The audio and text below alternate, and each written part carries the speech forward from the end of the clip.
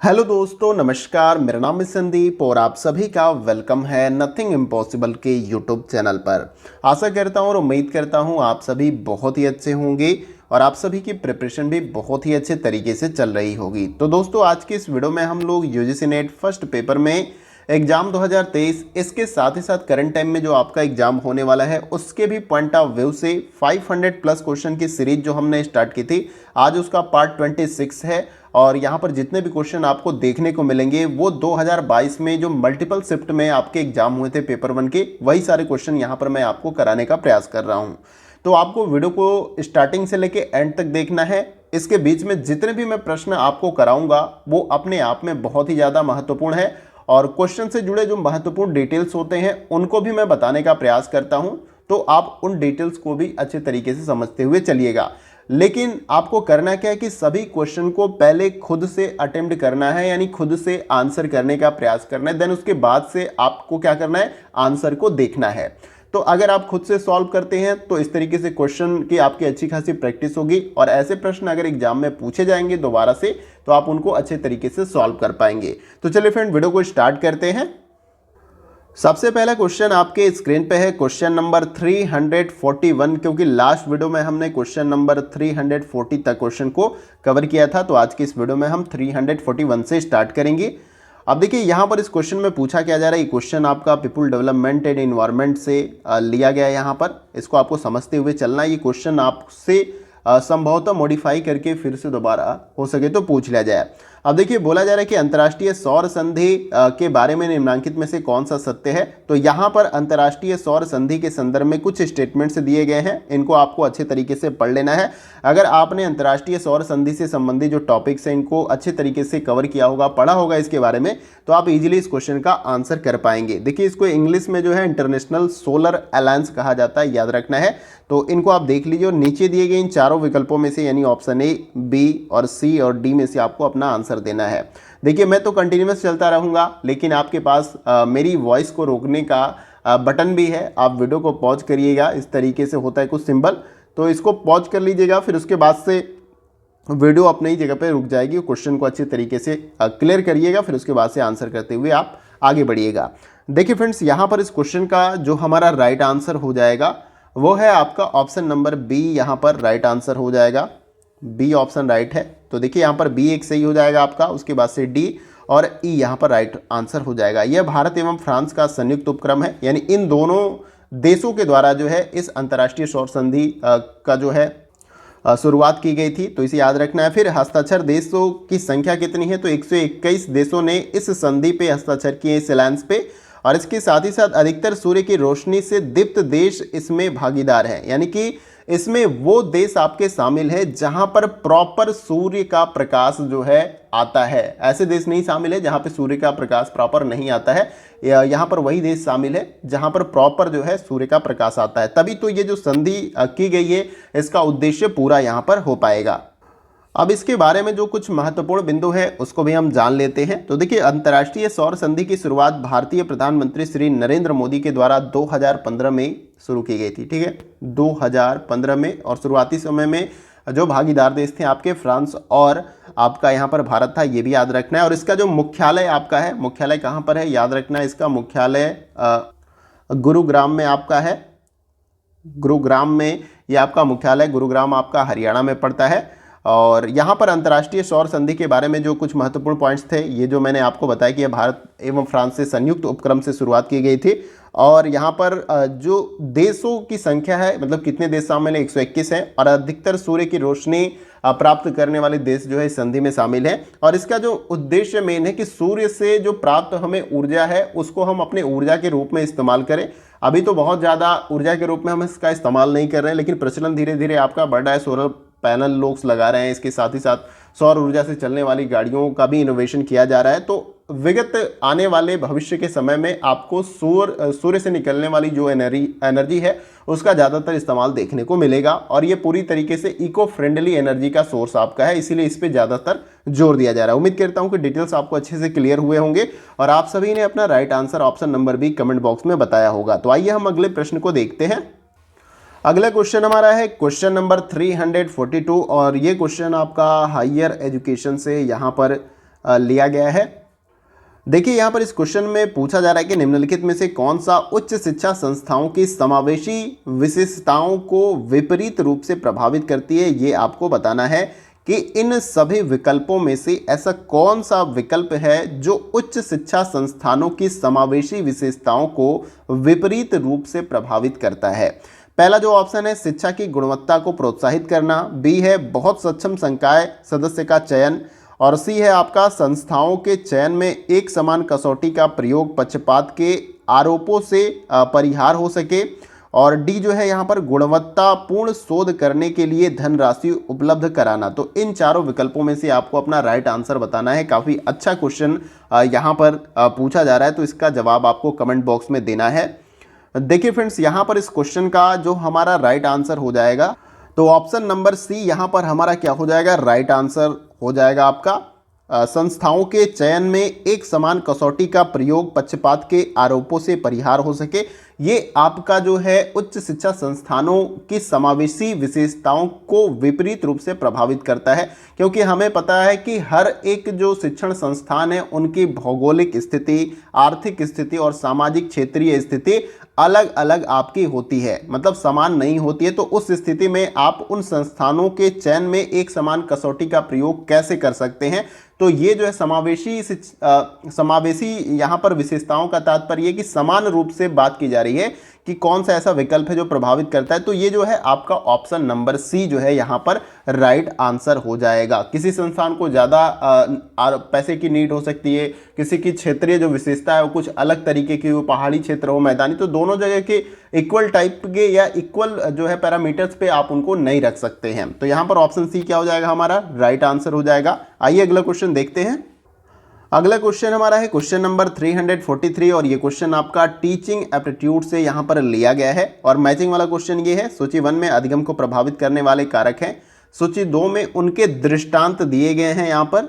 अब दृष्टांत नाम देख के आप थोड़ा सा बहुत ज़्यादा डरिएगा मत। दृष्टांत का मतलब उदाहरण भी होता है, चित्रण भी होता है आपका, और स्पष्टीकरण भी होता है, और इंग्लिश में इसको इलस्ट्रेशन भी बोला जाता है। तो इस तरीके से आप क्लियर करिएगा। तो अब इसको आपको क्या करना है कि मैच कर लेना सूची 1 को सूची 2 के साथ, और नीचे दिए गए इन 4 विकल्पों में से अपना राइट आंसर बताना कि ऑप्शन ए, बी और सी और डी में से राइट आंसर क्या हो जाएगा। तो इसका जवाब आपको कमेंट बॉक्स में देने का प्रयास करना है। तो आप इसे मैच करिए, हम भी इसे मैच कर लेते हैं।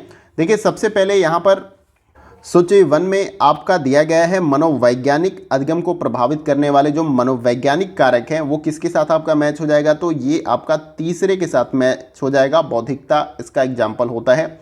फिर उसके बाद से बी जो आपका दिया गया है सामाजिक सांस्कृतिक सोशियो कल्चर के बारे में जो बोला जा रहा है, तो ये किसके साथ आपका मैच हो जाएगा, तो ये आपका चौथे के साथ मैच हो जाएगा, परिवार के साथ जो है इस प्रकार से जो है आपका अधिगम प्रभावित हो सकता है, क्योंकि परिवार जो है समाज का आपका हिस्सा होता है और परिवार के ऊपर संस्कृति का भी प्रभाव होता है। तो ये कुछ आपको देखने को मिल जाएगा।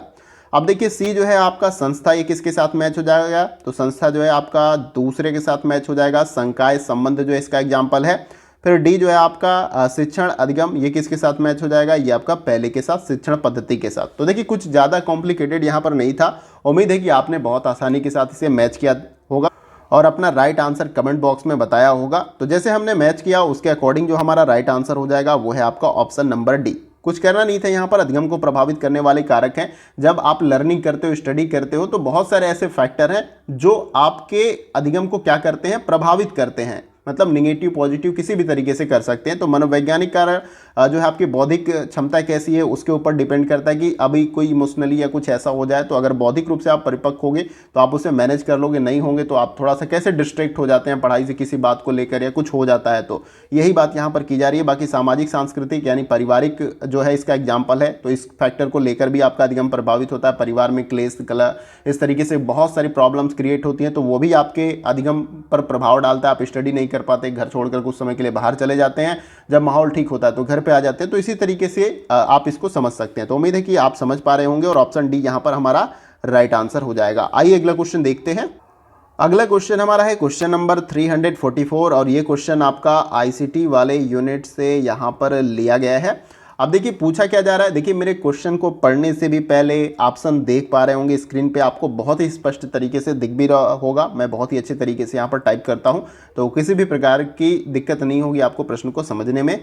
बोला क्या जा रहा है कि घर्षण व प्रेजेंटेशन सॉफ्टवेयर का प्रयोग करते हुए कृतिका विज्ञान परियोजना प्रस्तुति बना रही है। वह अपने प्रत्येक पृष्ठ के नीचे घर्षण पर प्रस्तुति यह वाक्यांश जोड़ना चाहती है, उसे किस विकल्प का प्रयोग करना चाहिए, ये आपको इन चारों विकल्पों में से बताने का प्रयास करना है। अभी देखिए इस डिस्प्ले पे मैंने जो ये एक तरीके से पीपीटी कह लीजिए मैंने तैयार किया, तो इसमें इसका एग्जाम्पल है, इस क्वेश्चन से जुड़ा एग्जाम्पल आपको इसी ये पीपीटी जो है आपको दिख रहा है इसमें मिल जाएगा।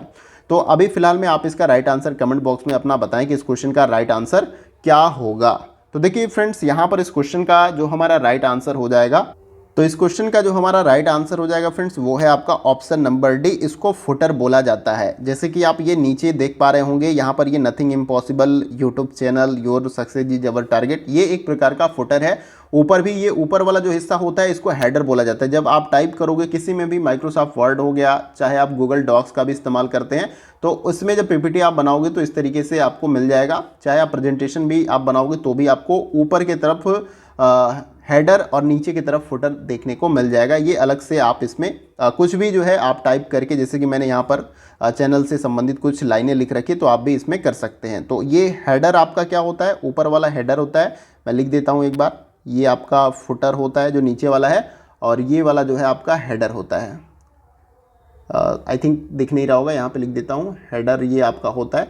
तो अगर बाय द वे नीचे का पूछ लिएगा तो हो सकता है ऊपर भी आपसे पूछ लिया जाए। तो मतलब घर्षण पर प्रेजेंटेशन को बना रहे कोई भी छात्र हो सकता है, एक प्रेजेंटेशन या पीपीटी बना रहा है।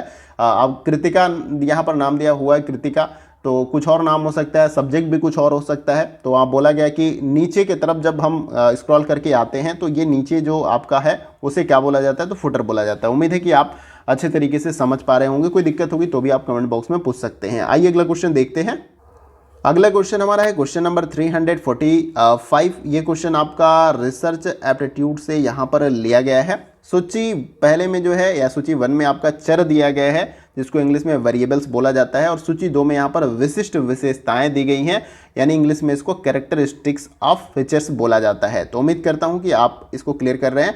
तो सूची 1 को सूची 2 के साथ आपको क्या करना है, मैच करना है। देन नीचे दिए कूट यानी ऑप्शन ए, बी और बी यहाँ पर आपका है, फिर सी और डी में से अपना राइट आंसर कमेंट बॉक्स में बताना है। तो काफ़ी अच्छे लेवल के क्वेश्चन मैंने इस पूरे सेशन में रख रखा है। सभी क्वेश्चन को अटेम्प्ट करते हुए चलना है। अच्छा प्रयास करिएगा, अपने तरफ से 100% दीजिएगा।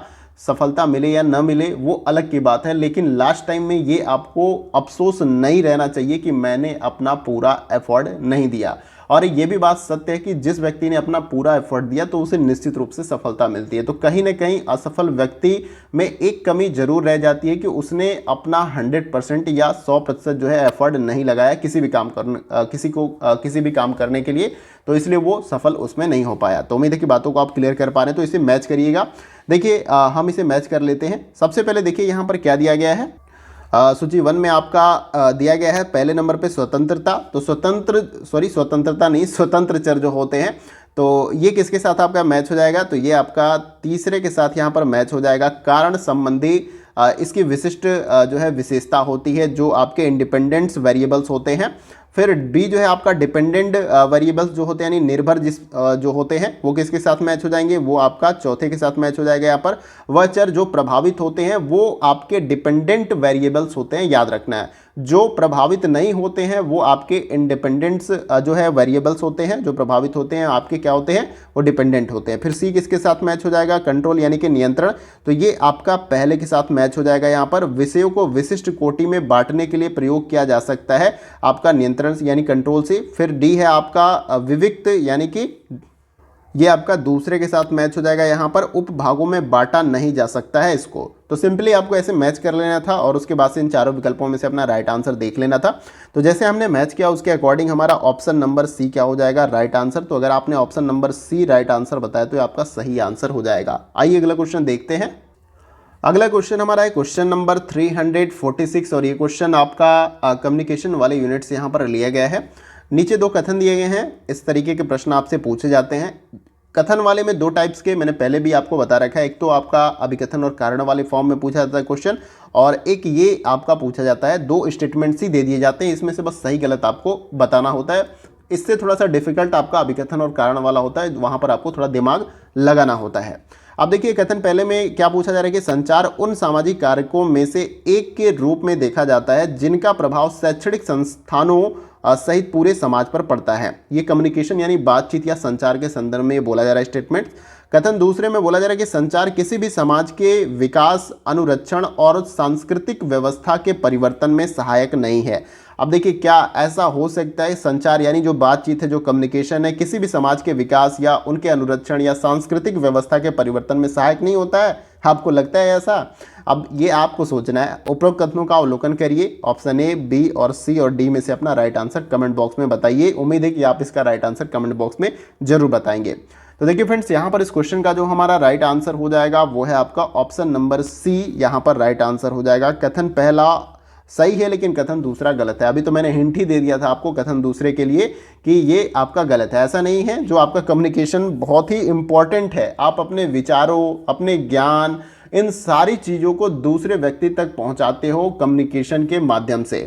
तो ये बात आपको याद रखना है कि समाज के विकास में ये बहुत ही जरूरी है। बिना बातचीत किए किसी भी समाज का डेवलपमेंट हो सकता है, विकास हो सकता है।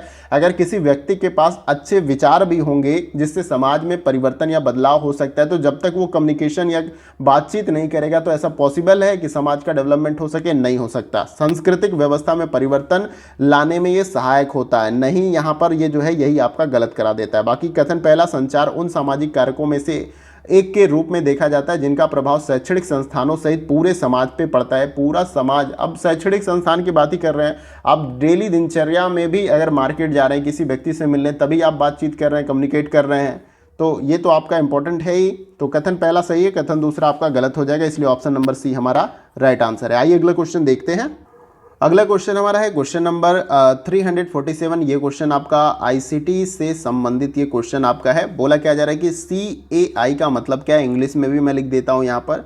CAE है आपका, आई नहीं बोल रहा हूँ मैं, CAE ये आपका यहाँ पर हो जाएगा। इसका फुल फॉर्म आपसे पूछा जा रहा है। यहाँ पर क्या होगा? पहला है कैलकुलेशन अर्थमेटिक इक्वेशन, बी है कैलकुलेशन एडेड एस्टिमेट, सी है कंप्यूटर एडेड इंजीनियरिंग और डी है क्रिटिकल असेसमेंट फॉर एनर्जी।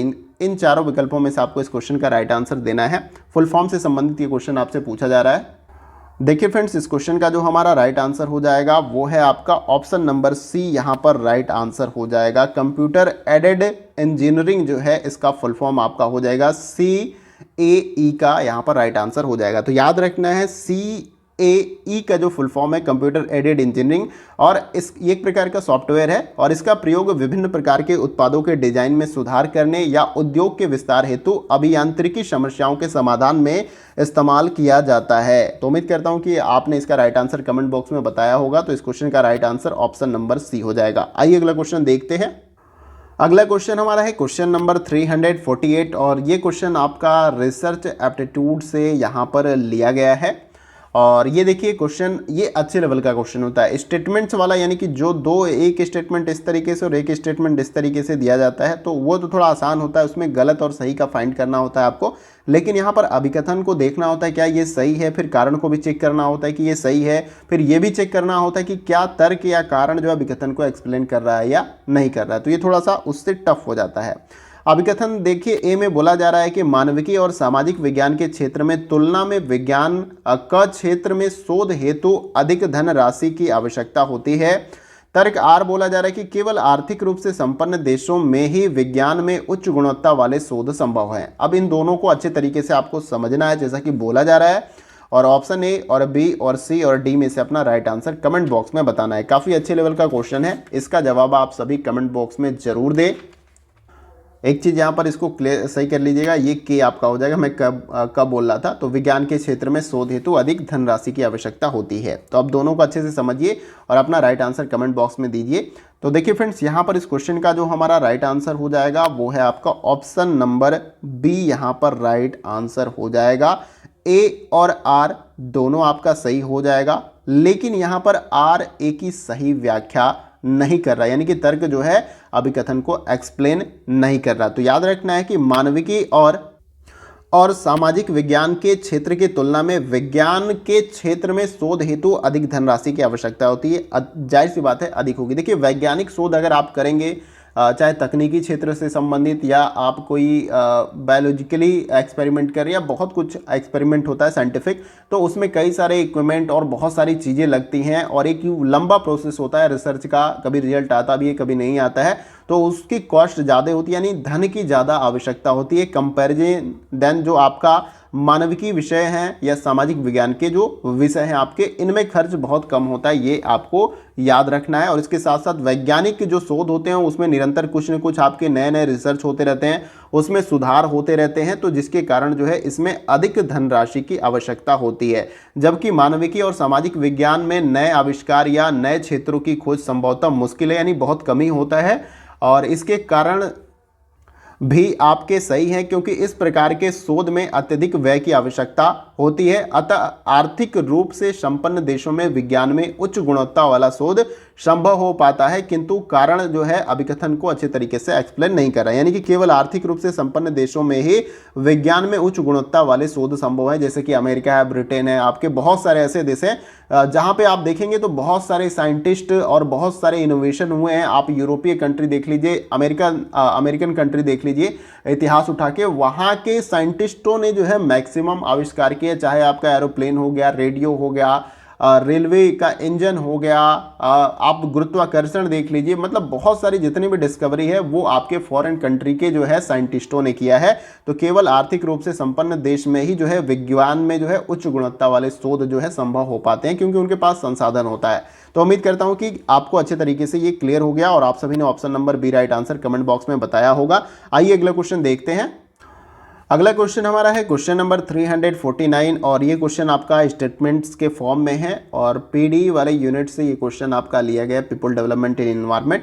कथन पहले में बोला जा रहा है कि जलीय खरपतवार तेजी से बढ़ने वाले घास पात हैं जो बहुत ज़्यादा उत्पादकता प्राप्त करते हैं जब इसे पोषक तत्व से भरे हुए अपिष्ट जल जैसे कि घरेलू मलनल पर उगाया जाए। अब यहाँ पर ये पहला कथन दिया गया और कथन दूसरे में बोला जा रहा है कि वाटर हॉसिंथ, सेल्विनिया और डॉकविड जलीय खरपतवार के कुछ उदाहरण यहाँ पर हैं।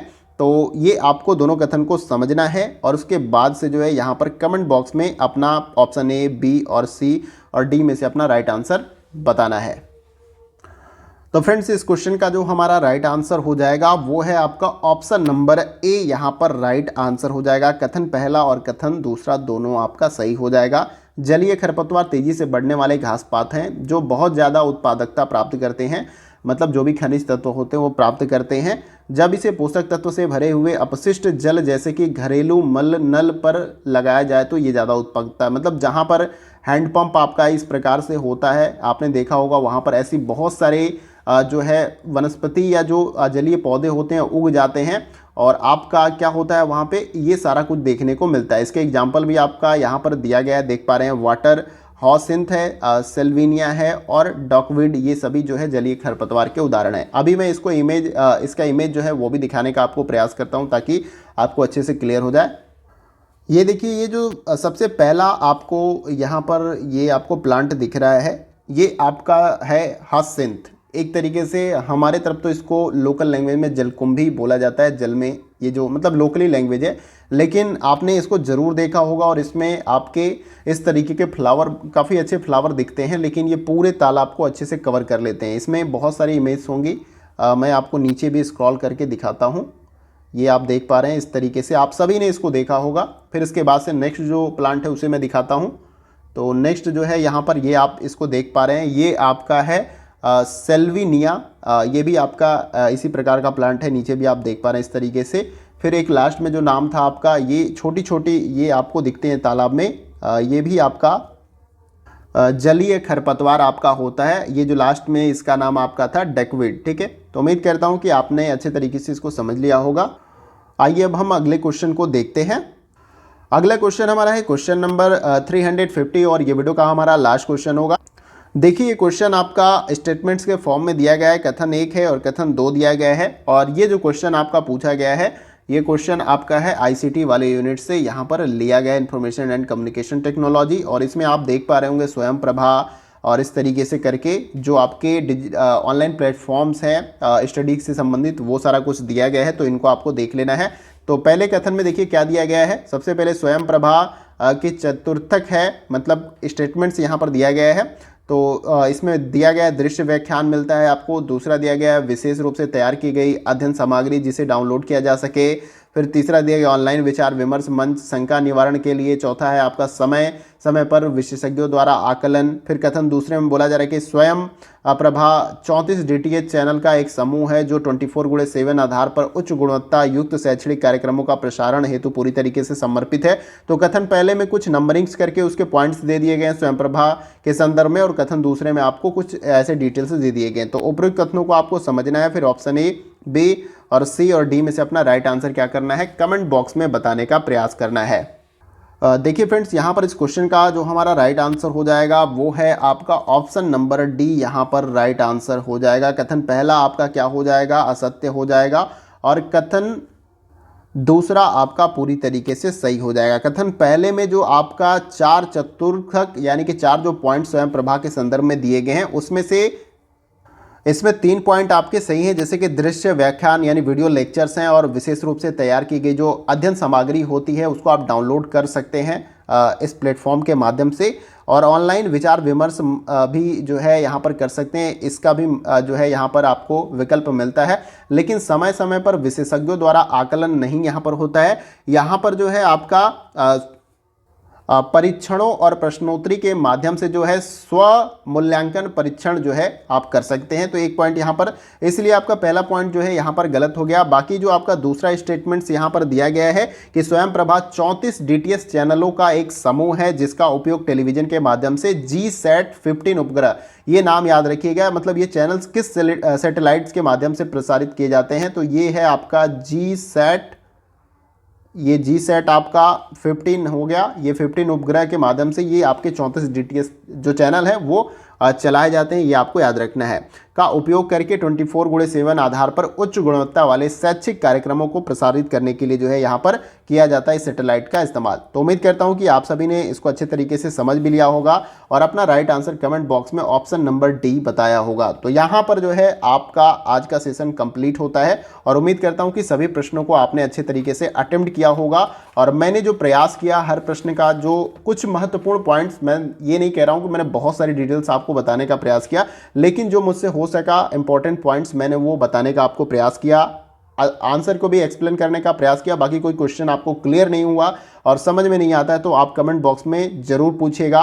इसके साथ ही साथ कहीं से भी ये आपको वीडियो अच्छा लग रहा होगा तो आप इसे लाइक करके हमें अप्रिशिएट करिएगा और इसे शेयर करिएगा ज़रूरतमंद दोस्तों के साथ, ताकि उनको भी इस वीडियो से हेल्प मिल सके। चैनल पे अगर आप नए हैं तो चैनल को सब्सक्राइब कर लीजिएगा और उसके बगल में ये बेल आइकन का जो बटन होता है उसको आप प्रेस कर लीजिएगा न्यू वीडियो की नोटिफिकेशन को पाने के लिए। देखिए, मैं अपनी तरफ से बहुत ज़्यादा प्रयास करता हूँ कि आपको क्वालिटी कंटेंट प्रोवाइड करूँ, और इसके लिए काफ़ी ज़्यादा समय लगता है क्वेश्चन को टाइप करने के लिए और ये सारा कुछ करने के लिए, तो थोड़ा सा क्लास कभी लेट हो जाता है। और इसके साथ ही साथ जो है और भी बहुत सारी प्रॉब्लम्स है, इसके बारे में मैं थोड़ा कुछ आपको बताता रहता हूँ, बहुत ज़्यादा डेप्थ में तो जाता नहीं हूँ, क्योंकि सबके पास अपने कुछ न कुछ प्रॉब्लम्स होते हैं। ऐसा नहीं कि मेरे ही पास हैं, आपके पास भी होंगे, आपके पास बहुत सारे अलग अलग सभी लोगों के पास होंगे। तो उनको कैसे मैनेज करते हैं और उसको लेकर, मतलब उसको मैनेज करते हुए सारा कुछ मैं काम कर रहा हूँ। तो उम्मीद है कि आप समझ पा रहे होंगे, लेकिन मैं कोशिश कर रहा हूँ कि आपको अच्छी चीज़ें मैं यहाँ पर प्रोवाइड करता रहूँ। तो चैनल को यहाँ पर सब्सक्राइब करके बेल आइकन को प्रेस कर लीजिएगा। जैसे ही आपके एडमिट कार्ड या एग्जाम सेंटर से रिलेटेड कोई भी अपडेट निकल कर आती है, मैं फालतू की वीडियो यहाँ पर नहीं बताऊँगा, जो आप ऑथेंटिक कुछ जानकारी मिलेगी तभी मैं वीडियो बनाऊंगा, तो मैं आपको उससे अवगत करा दूंगा। तो चैनल को आप सब्सक्राइब करके बेल आइकन को प्रेस कर लीजिए। दोस्तों, आज के वीडियो में बस इतना ही, फिर मिलते हैं अगले वीडियो में कुछ और इंपॉर्टेंट क्वेश्चन के साथ। तब तक के लिए जय हिंद, जय भारत।